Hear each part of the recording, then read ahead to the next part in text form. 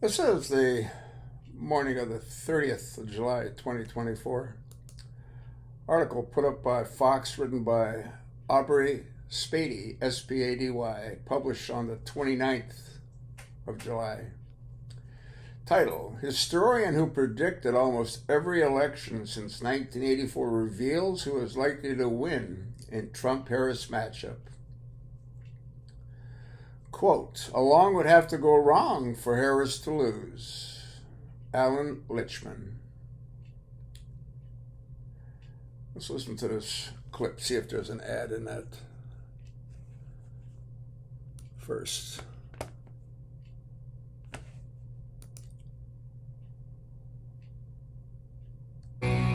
All right, well, today, Pennsylvania Governor and potential VP pick Josh Shapiro set to rally with Kamala Harris.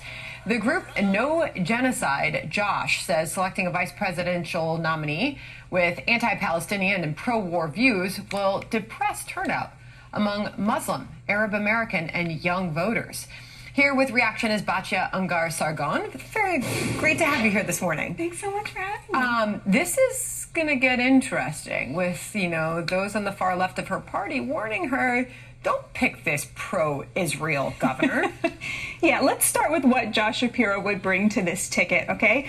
Pennsylvania, where he is wildly popular. He is known for working across the aisle, working with Republicans, supports school vouchers, right? This is a guy who knows how to talk to Pennsylvania voters, knows how to talk to the moderate middle. He's great on issues like the class divide. He immediately got rid of degree requirements for federal jobs. This is a really big deal.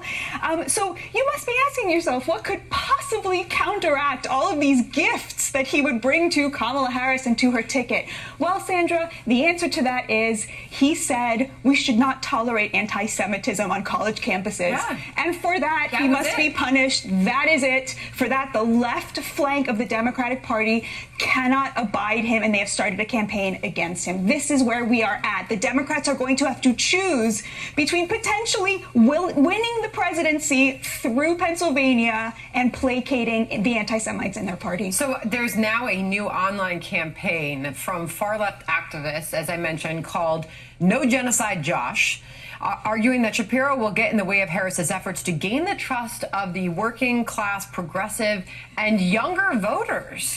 Will they get somewhere with this pushback? I mean, it's such nonsense, the idea that working class people support the pro-Hamas protesters on college campuses is the most ridiculous canard that I have heard yet. I mean, it's absolutely ridiculous, and he would be a great pick, and if she does not pick him, I would tell my fellow Jewish Americans, what does that mean, right?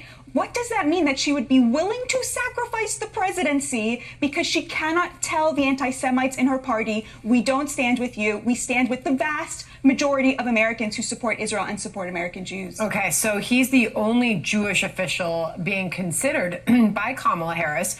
We can put some of the Veep stakes up on the screen here. Impossible running mates for Kamala Harris. We've been talking about Governor Shapiro of Pennsylvania. Mark Kelly, we're told, is near the top of the list from Arizona. Roy Cooper out of North Carolina. Pete Buttigieg, who was on over the weekend, is also apparently under consideration. Andy Beshear of Kentucky and Tim Walz of Minnesota. So we're told that her team has been told to go out there and vet. We don't really know what the requirements she has put on that. What are you hearing? So I know that Mark Kelly, what he's bringing to the table potentially is something to counterbalance her on immigration, right? He, has this very strong record there, but he's not a great orator. And Josh Shapiro, on the other hand, he has real connection with voters. And he's not just Jewish, by the way. He's observant. He keeps kosher. He's a religious person, right? Which is, of course, why they can't stand him and are trying to destroy him. Unbelievable. Great to have you here and great to see you. Thank you. A lot to watch there. All right.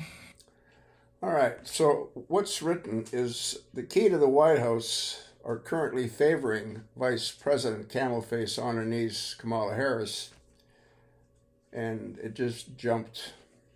I don't know why it does that, but it does that.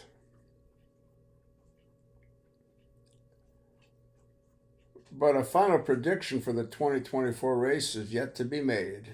Alan Lichtman, an election forecaster who has correctly predicted nearly every presidential race since 1984 followed a formula that is used to make predictions about an upcoming presidential election, and in most cases, it proves to be right.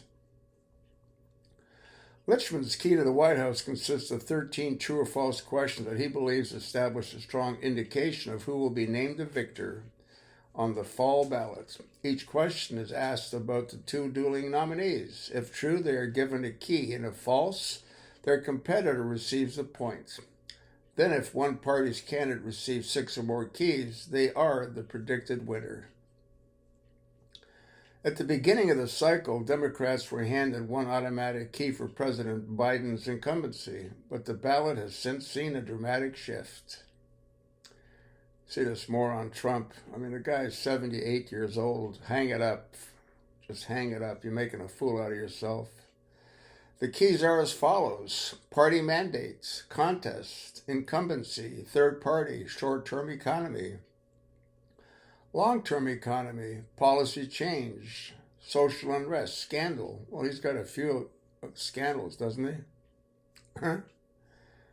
Screwing Karen McDougal for 10 months, Stormy Daniels, E. Jean Carroll. I mean, he's got more than a handful of scandals. Foreign military failure. Yeah, like leaving all the hardware behind when he pulled out the military from Afghanistan. Foreign military success. Incumbent charisma. Challenger charisma. Democrats, with Harris being the likely nominee, currently hold 6 of the 13 keys, according to Lichman's prediction. I like how he says Democrats, with Harris being the likely nominee. I believe that Big Mike's going to come in at the convention.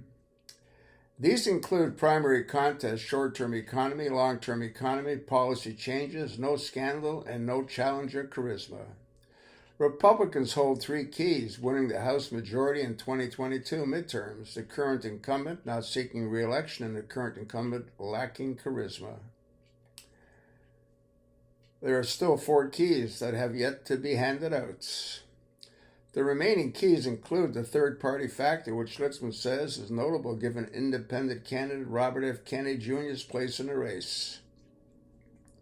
Keys are also still in the air for having no social unrest, as well as foreign military failure and foreign military success. If Democrats lose 3 more keys, then they would be the projected losers, according to the election prognosticus formula. See a photograph of Alan Lichman. A final prediction has not yet been made for the 2024 race, but Lichman told News Nation that he believes a lot would have to go wrong for Harris to lose. Lichman correctly predicted Trump would win in 2016 and Biden in 2020. The storm will make his final prediction for the cycle after Democrats choose their nominee at the Democratic National Convention in August. Well, I think Big Mike's going to be chosen at the Democratic National Convention in August. I guess we'll soon see, won't we? I'll attach the link, pass it along, and thanks for listening.